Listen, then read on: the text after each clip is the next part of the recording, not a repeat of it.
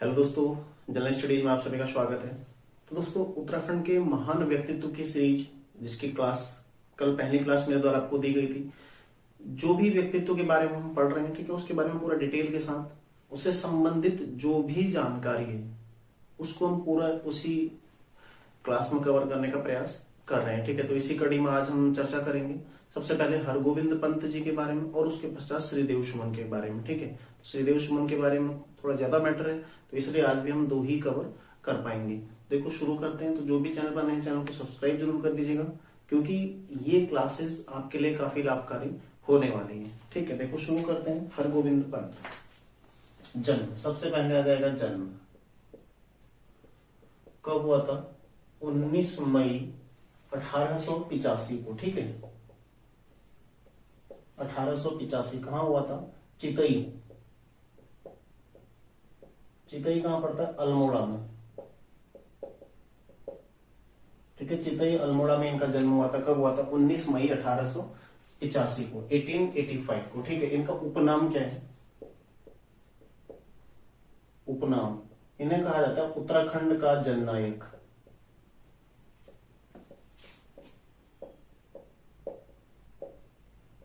इन्हें उत्तराखंड का जननायक कहा जाता है। महत्वपूर्ण है, प्रश्न बन सकता है कि जननायक, उत्तराखंड का जननायक किसे कहा जाता है? ठीक है, तो उत्तराखंड का जननायक किसको कहा जाता है? हरगोविंद पंत को। कहाँ के रहने वाले हैं? अल्मोड़ा के। जन्म कब हुआ? 19 मई 1885। ठीक है, अगर गांव की बात करें, कहाँ है? चितई। उत्तराखंड का जननायक इनको कहा जाता है। ठीक है, इनके राजनीतिक गुरु कौन थे?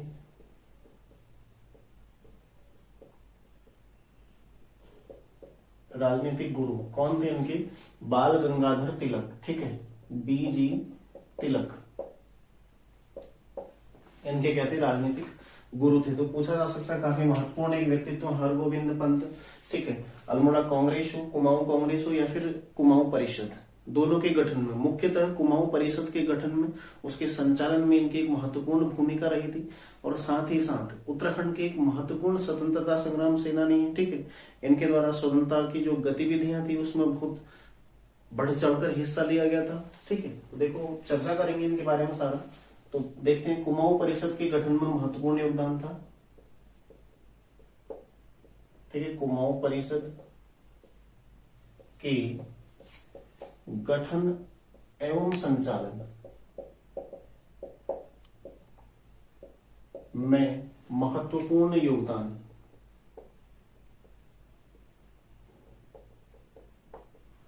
ठीक है, और इन्हीं की अध्यक्षता में 1920 में कुमाऊं परिषद का चौथा अधिवेशन,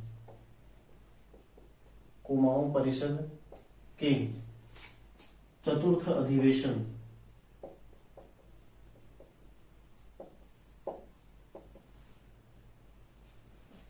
ठीक है, 1920 में कुमाऊं परिषद के चतुर्थ अधिवेशन, जो कि कहां हुआ था? काशीपुर में, की अध्यक्षता की इन्हीं के द्वारा की गई थी। ठीक है, अध्यक्षता की थी। अब देखो, कुमाऊं परिषद का गठन कब हुआ? ठीक है, वही चीज फिर से पुनः रिवाइज हो रहा है, मतलब आपको बिल्कुल भी उसको रट्टा मारने की आवश्यकता नहीं है। देखो, कुमाऊं परिषद गठन कब हुआ? 1917, 1916। ठीक है, विलय कब हुआ? 1926। 17, 18, 19, 20, 23 और 26, कुल 6 अधिवेशन हुए। अल्मोड़ा, ठीक है, 17 में कहा हुआ? अल्मोड़ा। 18 में कहा हुआ था? हल्द्वानी। ठीक है, 19 में कोटद्वार। 20 में कहा हुआ था? काशीपुर। 23 में कहा हुआ था? ये होता टनकपुर। ठीक है, ये कल ही हमने पढ़ा था। और 26 में कहा हुआ था? गनियाधौली। ठीक है, गनियाधौली। अब देखो, अल्मोड़ा में कौन थे? जयदत्त जोशी। हल्द्वानी में कौन थे? तारादत्त गरुड़ा। कोटद्वार में कौन थे? बद्रीदत्त जोशी। ठीक है, काशीपुर में कौन थे? हरगोविंद पंत। ये हम आज चर्चा कर रहे हैं। ठीक है, टनकपुर में कौन थे? टनकपुर में थे बद्रीदत्त पांडे। और गनियाधौली में कौन थे? मुकुंदी लाल। ठीक है, तो इस तरह से कुमाऊं परिषद एक बार पुनः आपका रिवीजन हो गया। ठीक है, अब आपको इसको याद करने की, मतलब रिवीजन करने की जरूरत है। एक दो बार और रिवीजन करोगे तो आपको याद हो जाएगा, पूरी तरह याद हो जाएगा, बिल्कुल भी कंफ्यूज आप नहीं होने वाले उसमें। ठीक है, तो इसको ध्यान रखिएगा आप लोग। कल हमने ये भी चर्चा की थी पिछली क्लास में कि कुमाऊं परिषद का गठन क्यों हुआ था। कुली बेगार के संबंध में, ठीक है। कुली बेगार जो प्रथा थी उसको दमन करने के, उसका विरोध करने के, उसको समाप्त करने के संबंध में कुली बेगार प्रथा का जो कुमाऊं परिषद है उसका गठन किया गया था, ठीक है। तो 1920 का जो अधिवेशन हुआ था, इस अधिवेशन में, ठीक है, कुली बेगार आंदोलन का प्रस्ताव पारित हुआ।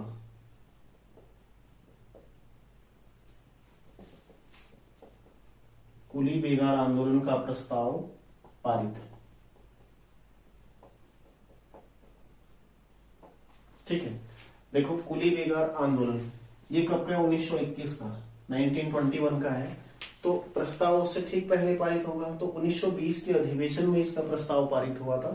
क्वेश्चन कैसे बन सकता है कि जिस वर्ष कुमाऊं परिषद में कुली बेगार आंदोलन का प्रस्ताव पारित हुआ, या फिर कुमाऊं परिषद के जिस अधिवेशन में कुली बेगार आंदोलन का प्रस्ताव पारित हुआ, उस अधिवेशन की अध्यक्षता किसने की थी? तो किसने की थी? हरगोविंद पंत ने। या फिर काशीपुर अधिवेशन की अध्यक्षता किसने की थी? किसने की थी? हरगोविंद पंत ने। या फिर चतुर्थ अधिवेशन की अध्यक्षता किसने की थी? हरगोविंद पंत ने।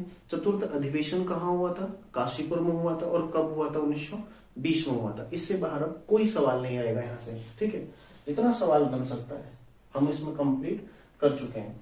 अब देखो अगला, ठीक है। अगला देखो, इन्हें अल्मोड़ा कांग्रेस की रीढ़ कहा जाता है। इन्हें अल्मोड़ा कांग्रेस की रीढ़,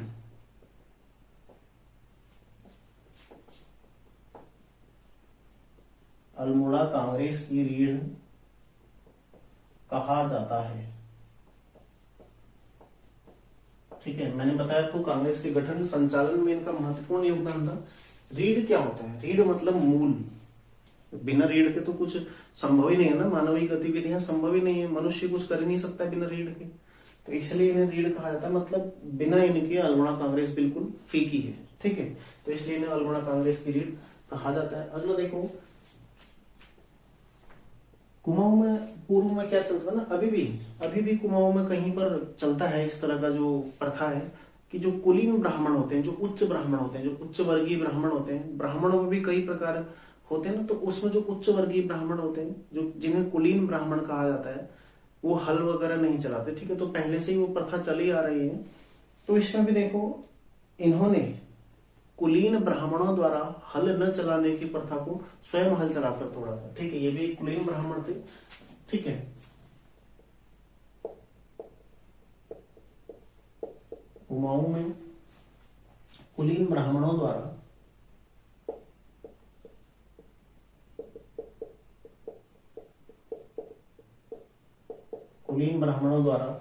हल न चलाने की प्रथा को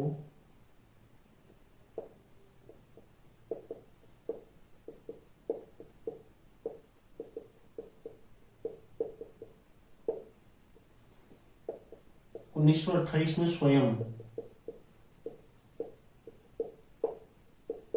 हल चलाकर तोड़ा,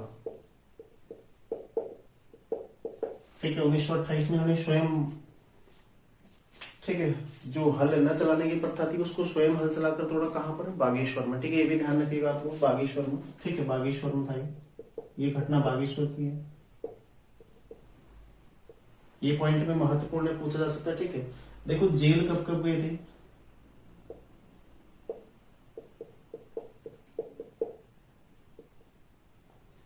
उन्नीस सौ 30, 1932 और 1942, ठीक है। ये 3 बार जेल गए थे, देखो, ठीक है। भारत छोड़ो आंदोलन के दौरान, महत्वपूर्ण सवाल है, देखो कल भी मैं आपको कराया था, दोनों भारत छोड़ो आंदोलन में जेल गए थे। ये भी भारत छोड़ो आंदोलन के दौरान, देखो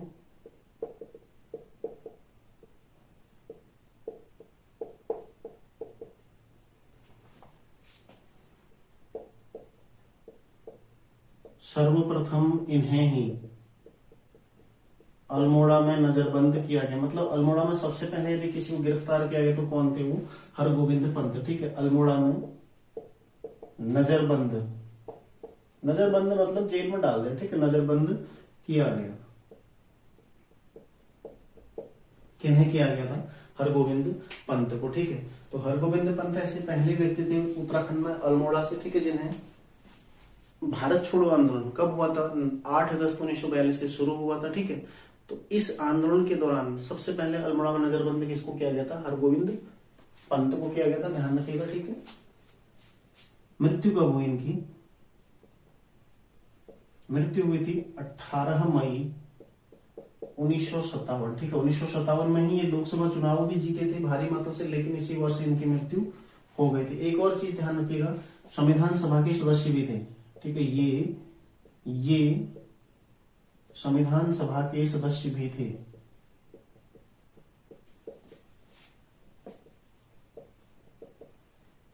जो उत्तर प्रदेश की तत्कालीन संयुक्त प्रांत, ठीक है, तत्कालीन संयुक्त प्रांत में जो भी सदस्य थे, उन सदस्यों में एक सदस्य हरगोविंद पंत भी शामिल थे, और दूसरे कौन थे? पंडित गोविंद बल्लभ पंत, ठीक है। ये भी लिख लीजिएगा, कल मैं इसको लिखाना भूल गया था।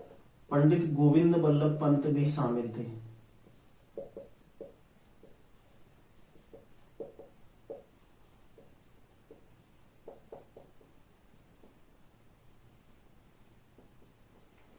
महत्वपूर्ण सवाल है, पूछा जा सकता है आगे, ठीक है, कि उत्तराखंड से संविधान सभा में उत्तराखंड से कौन कौन व्यक्ति शामिल रहे थे? तो कौन कौन रहे थे? देखो, एक हरगोविंद पंत और एक पंडित गोविंद बल्लभ पंत, ठीक है, ये दोनों इसमें शामिल थे। तो इसका एक स्क्रीनशॉट आप लोग ले लीजिए। देखो, जन्म कब होता है? 19 मई 1885, कहाँ? चितई अल्मोड़ा में, ठीक है। उसके बाद देखो, उपनाम क्या है? उत्तराखंड का जननायक।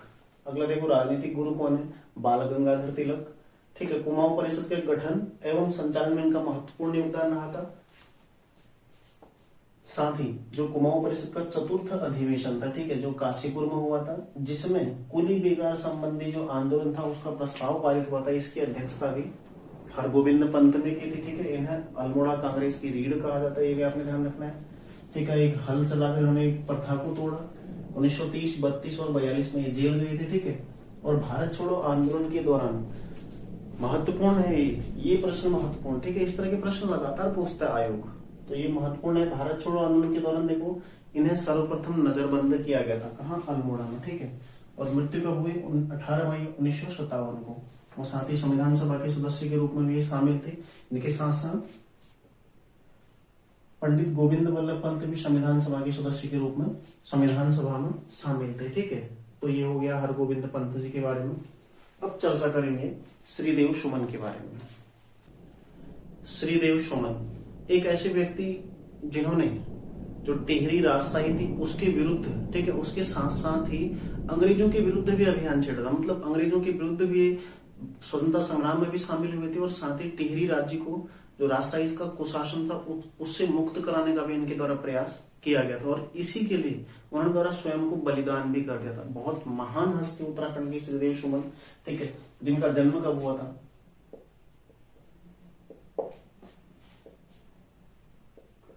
25 मई 1916, कहाँ हुआ था? जौल गांव, ठीक है, जौल ग्राम टिहरी में ये पड़ता है, ठीक है। जौल गांव टिहरी गढ़वाल में पड़ता है। जन्म 25 मई 1916 को हुआ था, ठीक है।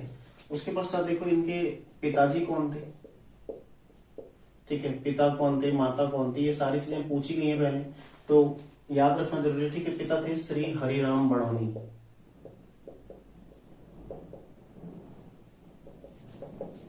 ठीक है। माता कौन थी? श्रीमती तारा देवी,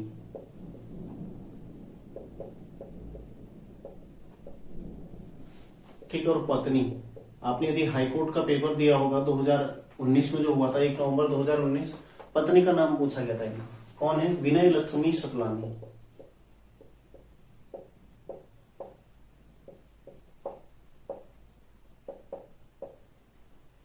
विनय लक्ष्मी शुक्लानी, ठीक है, ध्यान रखिएगा। इनके पिता कौन थे? श्री हरिराम बड़ौनी, ठीक है। माता कौन थी? तारा देवी, और पत्नी कौन थी? विनय लक्ष्मी शुक्लानी। जन्म कब हुआ था? 25 मई 1916 को जौल गांव टिहरी में, ठीक है।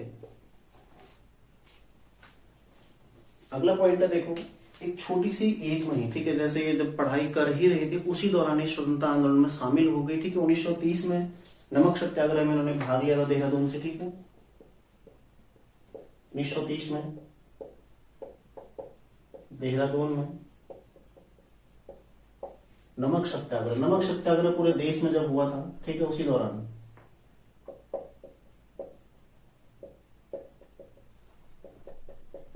भाग लिया, ठीक है, और 14 दिन जेल में रहे।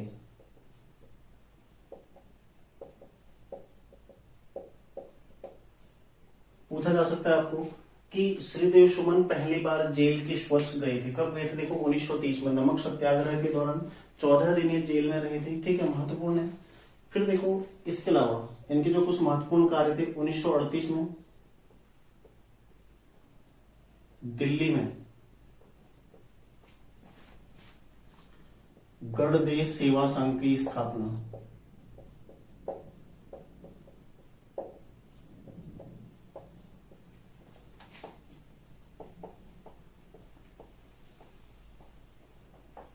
ठीक है, जिसका उद्देश्य क्या था? पृथक राज्य की मांग।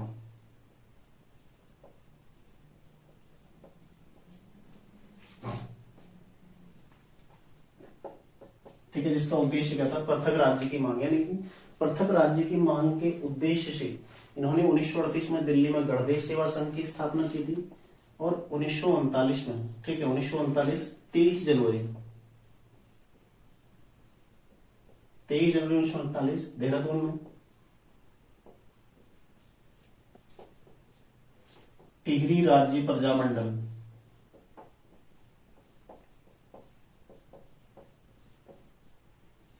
टिहरी राज्य प्रजामंडल की स्थापना। ये प्रश्न कई बार पूछा गया पेपर में। टिहरी राज्य प्रजामंडल की स्थापना कब हुई? 23 जनवरी 1939। कहाँ हुई? देहरादून में। किसने की? श्रीदेव सुमन ने की, ठीक है। इसके अलावा, इन तीनों के अलावा यदि आप समीक्षा अधिकारी 2016 प्री देखोगे तो वहां पर एक प्रश्न आया है कि टिहरी राज्य प्रजामंडल की स्थापना का उद्देश्य क्या था? क्या उद्देश्य था इसका? जो टिहरी राज्य है उसको राजशाही के कुशासन से मुक्त कराना, ठीक है। मतलब जो राजशाही थी वहां पर जो चल रही थी, ठीक है, राजशाही वहां पर उनके कुशासन से टिहरी राज्य की जो जनता है उसको मुक्त कराना, यही क्या था? इसका उद्देश्य था, ठीक है। तो इसी उद्देश्य से 1939 में 23 जनवरी को देहरादून में टिहरी राज्य प्रजामंडल की स्थापना की गई थी। पूछा गया, देखो चारों प्रश्न पूछे गए हैं। स्थापना कब हुई, किसने की, ठीक है, कहाँ हुई और उद्देश्य क्या था? समीक्षा अधिकारी प्री आप देख लीजिए 2016 का, ठीक है, वहां पर ये प्रश्न बना हुआ है। अगला देखो, अगला जो महत्वपूर्ण है इनके बारे में, ये जो गणदेश सेवा संघ था इसका नाम बाद में हिमालय सेवा संघ हो गया था, ठीक है, इसको भी आप लोग ध्यान रख लीजिएगा। अगला देखो 1942 में, ठीक है, 1942 में देखो भारत छोड़ो आंदोलन का वर्ष है, तो इस दौरान ये भारत छोड़ो आंदोलन में भी सक्रिय रहे थे। उसके पश्चात ये टिहरी गई, ठीक है, तो टिहरी में इन्हें गिरफ्तार कर लिया गया। 1942 में इन्हें गिरफ्तार किया गया, ठीक है, गिरफ्तार किया गया, और उसके पश्चात राज्य से निष्कासन का आदेश पारित कर देगा, मतलब इन्हें राज्य से बाहर कर दिया गया।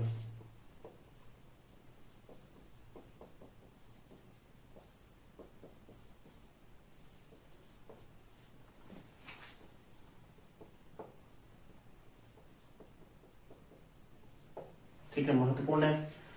लेकिन फाइनली फिर 18 दिसंबर 1943, मतलब इतने समय के पश्चात इन्हें राज्य में जाने की अनुमति मिली, ठीक है, पुनः जाने की अनुमति, ठीक है। 1942 में गिरफ्तार किया, राज्य से निष्कासन का आदेश पारित किया, लेकिन 1943 में 18 दिसंबर को इन्हें पुनः राज्य में जाने की अनुमति मिली। लेकिन देखो जब ये प्रवेश करना चाहा इन्होंने 27 दिसंबर को, तो उसी दौरान इन्हें गिरफ्तार कर लिया गया, ठीक है। 27 दिसंबर को अरेस्ट करके इन्हें 30 दिसंबर को, ठीक है, 30 दिसंबर 1943 को जेल में बंद कर दिया गया, ठीक है, टिहरी जेल में बंद कर दिया गया,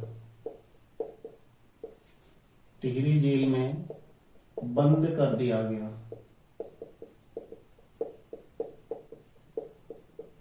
और यातनाएं दी गई। मतलब बहुत,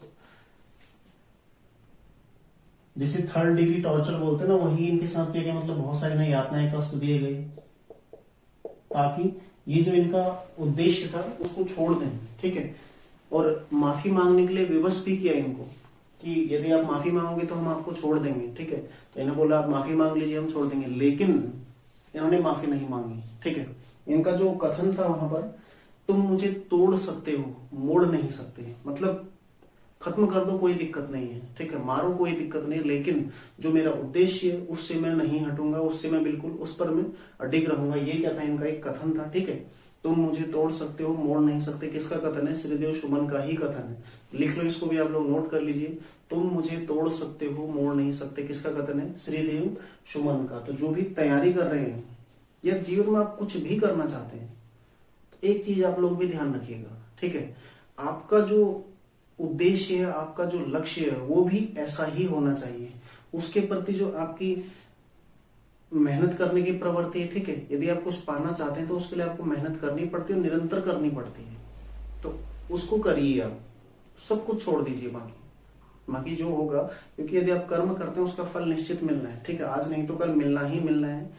नौकरी के पीछे ना भागे, मेहनत के पीछे भागो, नौकरी तो मिलेगी ही, ठीक है। जब काबिलियत बढ़ेगी तो कामयाबी तो आएगी ही आएगी। 3 इडियट का डायलॉग भी आप लोगों ने देखा ही होगा, ठीक है। तो अपनी काबिलियत बढ़ाओ। अगला देखो फिर 21 फरवरी 1944 इन पर क्या चला, राजद्रोह का मुकदमा, ठीक है। 21 फरवरी 1944 को इन पर राजद्रोह का मुकदमा चला और किसी भी सरकारी वकील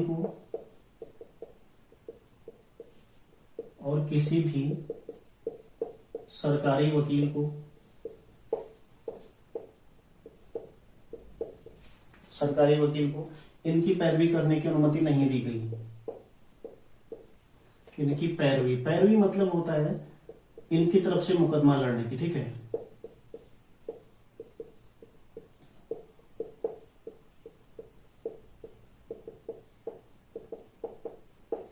देखो पैरवी क्या होता है, जब कोई भी केस होता है ना, कोर्ट में जाता है, मतलब किसी भी न्यायालय में कोई भी वाद जब जाता है, भले ही वो पुलिस संबंधी वाद, मतलब जिसमें पुलिस एफआईआर दर्ज करता है, या फिर कोई डायरेक्टली अपनी कंप्लेंट लेके जाता है कोर्ट में, ठीक है, या फिर कोई भी याचिका जिसमें कुछ मांग की जाती है, कोर्ट से कुछ अनुरोध किया जाता है, ठीक है, तो उसमें 2 पार्टियां होती हैं, ठीक है।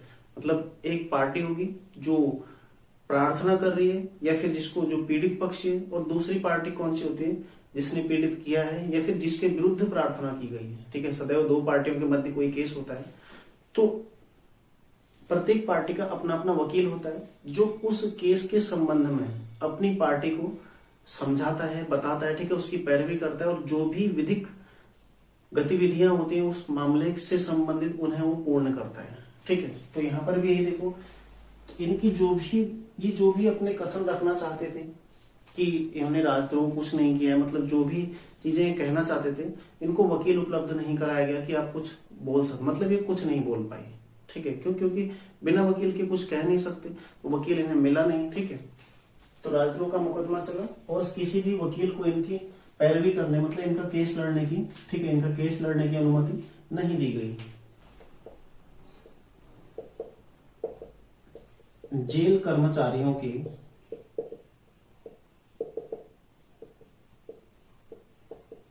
दुर्व्यवहार के विरोध में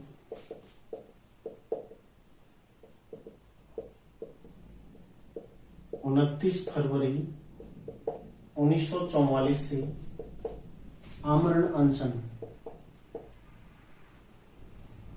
था, पहले अनशन शुरू, ठीक है। और फिर 3 मई 1944, ठीक है, यहां से आमरण अनशन शुरू, और इसके 84 दिन बाद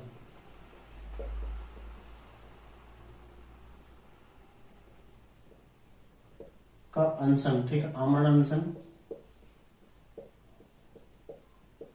और मृत्यु कब हुई तब 25 जुलाई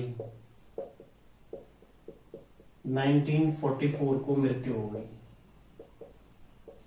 कहां पर हो गई, जेल में ही इनकी मृत्यु हो गई, ठीक है।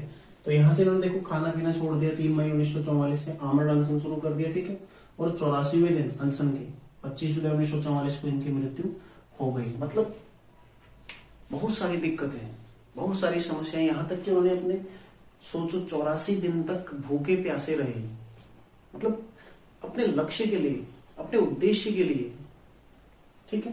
तो 84 दिन तक अनशन करने के पश्चात फाइनली 25 जुलाई 1944 को इनकी मृत्यु हो गई, ठीक है, शहीद हो गई, ठीक है, शहीद लिखते हैं यहाँ पर,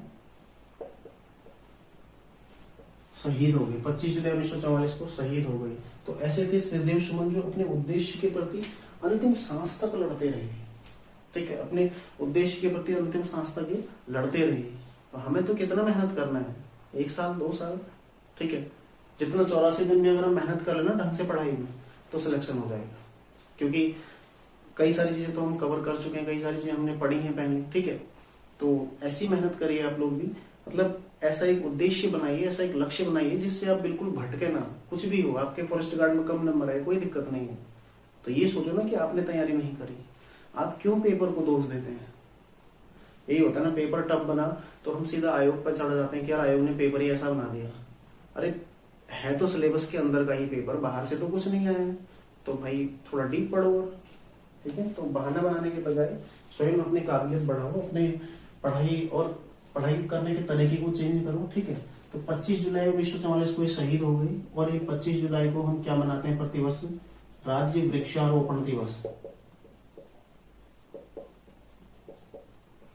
ठीक है। 25 जुलाई को प्रतिवर्ष राज्य वृक्षारोपण दिवस मनाया जाता है, ठीक है। ये भी आप प्रतिवर्ष कर लेना इसको, प्रतिवर्ष वृक्षारोपण दिवस राज्य में 25 जुलाई को मनाया जाता है, जो कि श्रीदेव सुमन के शहीद होने की तिथि है, ठीक है। उस तिथि को यादगार बनाने के लिए वृक्षारोपण दिवस मनाया जाता है। तो इसका एक स्क्रीनशॉट आप लोग ले लीजिए, ठीक है। इसमें एक और चीज जोड़ लीजिएगा, इन्हें पहाड़ का भगत सिंह, पहाड़ का भगत सिंह भी इनको कहा जाता है, ठीक है। श्रीदेव सुमन को पहाड़ का भगत सिंह भी कहा जाता है, तो इसके स्क्रीनशॉट ले लो। बाकी कुछ अन्य तथ्य जो इनके नाम से विश्वविद्यालय वगैरह उसकी चर्चा भी हम कर लेते हैं। एक दफा इनके नाम से श्रीदेव सुमन उत्तराखंड विश्वविद्यालय है,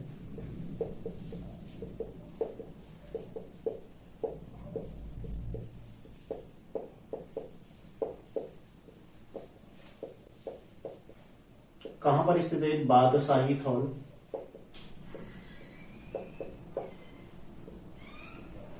ठीक है, टिहरी गढ़वाल में आता है, बादशाही थौल टिहरी में है, ठीक है। पहले ये देखो जो एचएनबी है उसका ही एक परिसर था, जो श्रीनगर में एचएनबी यूनिवर्सिटी है, पहले उसका ही एक परिसर था, लेकिन इसको 2010 में इससे अलग कर दिया गया, ठीक है। तो स्थापना कब हुई इसकी, 2010 में। तो इसका नाम क्या था, पंडित दीनदयाल उपाध्याय विश्वविद्यालय, ठीक है, बादशाही थौल टिहरी गढ़वाल, ये इसका पहले नाम था, पंडित दीनदयाल उपाध्याय उत्तराखंड विश्वविद्यालय, ठीक है। पंडित दीनदयाल उपाध्याय उत्तराखंड विश्वविद्यालय जो कि टिहरी में था, 2010 में इसकी स्थापना हुई थी, ठीक है। जो ये नाम जुड़ा, श्रीदेव सुमन नाम कब जुड़ा, 2012 में जुड़ा। तो 2012 से इसका नाम क्या हो गया, श्रीदेव सुमन उत्तराखंड विश्वविद्यालय, ठीक है। और मैंने परसों आपको करंट अफेयर्स जो लिखाया था, इसके जो अभी हाल ही में कुलपति कौन बने अभी हाल ही में, प्रोफेसर एन.के. सिंह, ठीक है, प्रोफेसर एन.के. जोशी, ठीक है, सिंह नहीं जोशी, एन.के. जोशी। एन.के. सिंह तो जो वित्त आयोग है उसके अध्यक्ष हैं वर्तमान में, जो 15वां वित्त आयोग है, ठीक है। तो प्रोफेसर एन.के. जोशी इसके अध्यक्ष बने, तो ये ध्यान रखना आपने। साथ ही देखो इनके नाम से एक झील है, सुमन सागर, कौन सी, टिहरी झील, ठीक है। इसे स्वामी रामतीर्थ सागर भी कहा जाता है, ठीक है। बाकी इसके बारे में बाद में हम चर्चा करेंगे।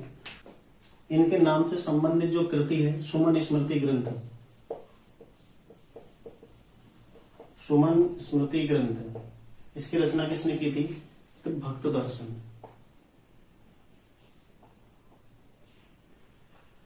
ठीक है। भक्त दर्शन ने सुमन स्मृति ग्रंथ की रचना की थी, इनके नाम से इसलिए महत्वपूर्ण, ठीक है।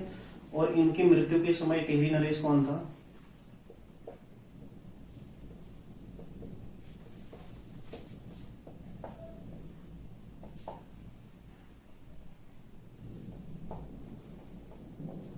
कौन था? नरेंद्र शाह। ठीक है, ये सारे फैक्टर भी आप महत्वपूर्ण है, ध्यान रखिएगा इनको। नरेंद्र शाह। ठीक है, एक स्क्रीनशॉट आप लोग ले लीजिए। देखो, श्रीदेव सुमन उत्तराखंड विश्वविद्यालय 2010 में स्थापना, 2012 में नाम मिला। ठीक है, बादशाही थॉल टिहरी में। कुलपति कौन है? Professor NP Joshi. सुमन सागर जो कि टिहरी झील है। ठीक है, और सुमन स्मृति ग्रंथ भक्त दर्शन की रचना है। और मृत्यु के समय टिहरी नरेश कौन था? नरेंद्र शाह। कुछ महत्वपूर्ण फैक्ट जो आपको ध्यान रखना है। तो ये हो गए देखो आज के महान व्यक्तित्व। ठीक है, आप लोग इसको नोट करते रहिए, नोट करते रहिए, क्योंकि इतना सारा फैक्ट मैं कवर करा दूंगा आपको। इसमें आपका 20 से 30% उत्तराखंड पूरा कवर हो जाएगा। ठीक है, सारे फैक्ट देखो, इनसे रिलेटेड जितने भी फैक्ट है वो सारे मैं आपको करा रहा हूँ। तो प्रतिदिन ऐसे ही आपको व्यक्तित्व मिलने वाले हैं। तो नोट करते रहिए। ठीक है, रिवीजन करते रहिए उसको। बाकी सारी चीजें आपको याद होती रहेंगी, कोई दिक्कत नहीं। ठीक है, और यदि क्लास अच्छी लगती है तो कमेंट जरूर करें। ठीक है, थोड़ा मुझे भी प्रोत्साहन मिलता है, तो कमेंट जरूर करें। और साथ ही दोस्तों, यदि चैनल पर नए हैं तो सब्सक्राइब जरूर कीजिएगा। मिलते हैं नेक्स्ट क्लास में। तैयारी करते रहिए आप लोग। धन्यवाद।